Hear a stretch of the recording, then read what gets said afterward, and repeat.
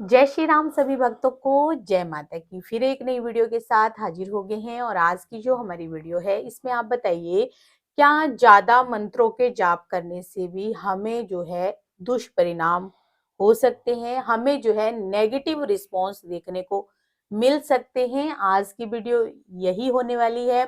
भक्त जो है बार बार इस तरह के सवाल पूछते हैं कि हमें जो है अगर एक मंत्र से ज्यादा मंत्रों के जाप करते हैं तो क्या उनके गलत इफेक्ट भी हमें पड़ते हैं।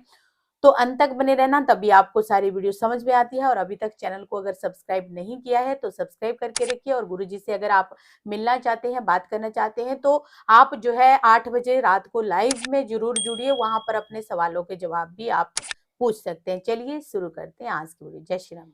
जय जय श्री राम, जय श्री बालाजी महाराज। मंत्र के अंदर तो ऊर्जा होती ही है।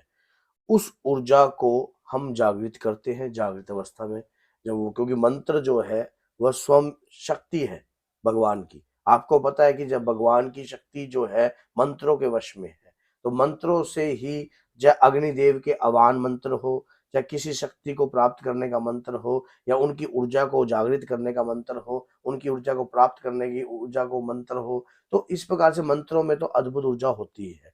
जब लगातार हम किसी भी मंत्र का जाप करते हैं, तो उस मंत्र की ऊर्जा जो है हमारे शरीर में उदय होने लग जाती है। और जब हम सोचते हैं कि आज ही के दिन इस मंत्र को हम सिद्ध कर दें, तो उस मंत्र की जब ऊर्जा हमारे शरीर में प्रभावशाली रूप में उत्पन्न होती है, तब हमारे शरीर के साथ जो है अनबैलेंसिंग होने लग जाता है कार्य। और क्या होता है कि हमारे शरीर में, जैसे कि शरीर का चकराना, सिर का चकराना, शरीर पर भारीपन होना, अचानक बीपी हाई हो जाना, और शरीर के अंगों का फड़फड़ाना। मान लो हम उस ऊर्जा को, क्योंकि वो मंत्र जो है हम लगातार जाप कर रहे हैं, हम सोचते हैं कि हम आज के दिन, जैसे कि पूरे संसार का अन्न एक दिन में तो नहीं खाया जा सकता, लेकिन कुछ समय ऐसा होता है जब मंत्र की ऊर्जा को जागृत किया जाता है।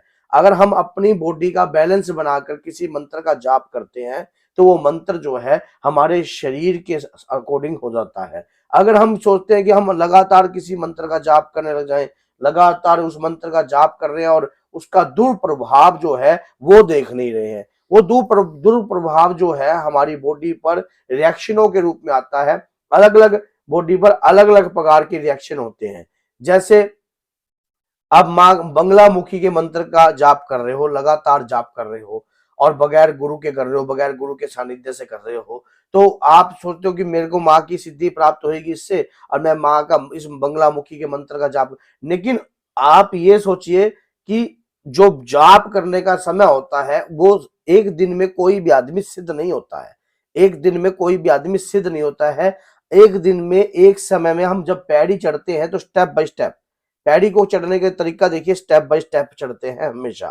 कभी हम सीधा छलांग मारकर ऊपर तो नहीं उड़ जाते, नहीं उड़ते, तो स्टेप बाय स्टेप होता है। इसी प्रकार से जब पंखा चलता है तो शुरुआती तौर में उसकी जो हवा है वो स्लो होती है, लेकिन वो हवा धीरे धीरे धीरे धीरे धीरे धीरे क्या हो तेज हो जाती है, तेज हो जाती है। इसी प्रकार से मंत्र की जो ऊर्जा है, जब हम किसी भी वैदिक मंत्र को या किसी भी तांत्रिक मंत्र को जाप करने लग जाते हैं, तो उस दौरान क्या होता है कि जब हम एक माला करते हैं, दो माला करते हैं, तीन माला करते हैं, फिर हम अगर अपनी माला को, अगर दो माला बैलेंस कर कर चल रहे हैं, तो वो क्या होगा, हमारे साथ बिल्कुल अच्छे तरीके का जो है बैलेंस होकर चलेगा। अगर हम लगातार उस मंत्र की माला को 21 माला लगातार बढ़ा दी हमने, हमने सोचा कि आज ही मैं इस मंत्र की माला को, आज ही इस मंत्र को सिद्ध करूंगा ही करूंगा, तो उसका दुष्प्रभाव हमारी बॉडी पर क्रोध के रूप में निकलता है। जैसे हमारे अंदर ऊर्जा उत्पन्न हो गई है, अब वो ऊर्जा कहाँ जा रही है, हमारे स्वभाव में चेंजिंग आ जाएगी, हम अपने आप को बैलेंस नहीं कर पाते, अपने आप को समझ नहीं पाते, जैसे हमारे खाने के व्यवहार में, हमारे बोलने के स्टाइल में, तो इस प्रकार की जो है बैलेंसिंग आ जाती है। बैलेंसिंग नहीं आती, मान लो दुष्प्रभाव उत्पन्न होते हैं ये।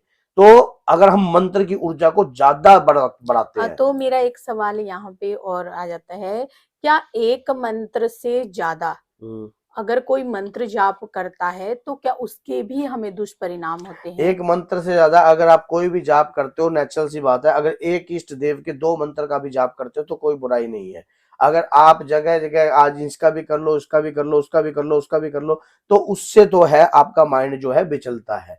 क्योंकि जब शरीर पर तरंगे आती हैं तो एक इष्ट एक आराध्य की तरंगे तो आपको संभाल लेते हो आप, लेकिन जब लगातार बहुत सारे मंत्रों का जाप करते हो तो वो जो है आपसे संभलती नहीं है, उसका भी दुष्प्रभाव पड़ता है, डिस्टरबेंस हो जाता है। डिस्टरबेंस होता है, बॉडी के ऊपर काफी डिस्टरबेंस रहता है। इसी प्रकार से क्या होता है कि एक इष्ट एक आराध्य का मंत्र का जाप लेकर आप कंटिन्यू उसका जाप कीजिए।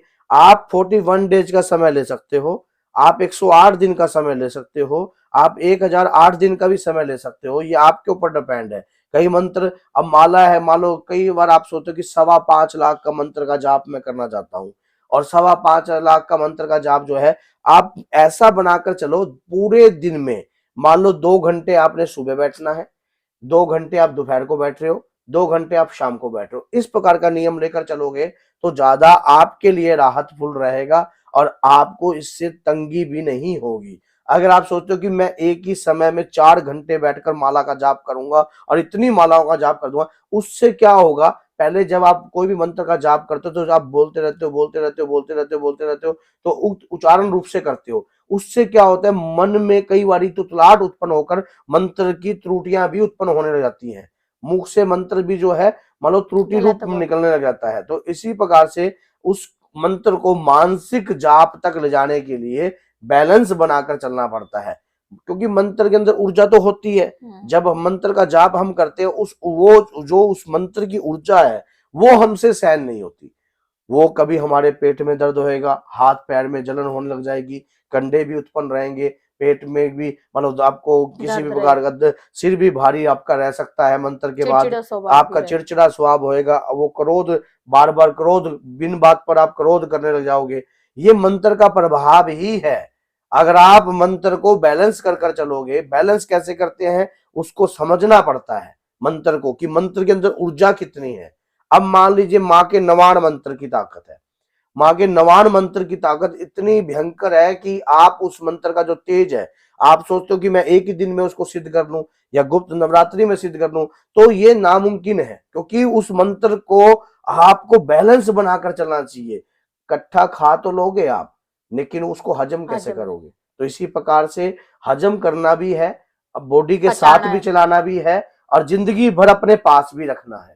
तो बैलेंस बहुत जरूरी है मंत्रों की शक्ति का, और अगर हम इस बैलेंस बनाकर नहीं चलते तो उसका दुष्परिणाम हमारे साथ होता है, भविष्य में भी, आगे भी, और उस परिणाम को फिर हम उस चीज को हम झेल नहीं पाते, तो हम कष्टदायक हमारी बॉडी होती है, फिर हम तंग होते हैं, हम कहते हैं यार मंत्र का जाप तो कर रहा हूँ लेकिन फिर भी तंग हो रहा हूँ, ऐसा क्यों हो रहा है, मंत्र का जाप कर रहा हूँ फिर भी तंग हो रहा हूँ। तो इसी कारण से होते हैं आदमी, फिर आदमी को ये लगता है कि मैं जितनी ज्यादा पूजा कर रहा हूँ उतना ज्यादा भी तंग हो रहा हूँ। तो ये बैलेंस बनाकर चलना पड़ता है, मंत्र का दुष्प्रभाव भी होता है और दुष्प्रभाव हमसे संभलता नहीं है।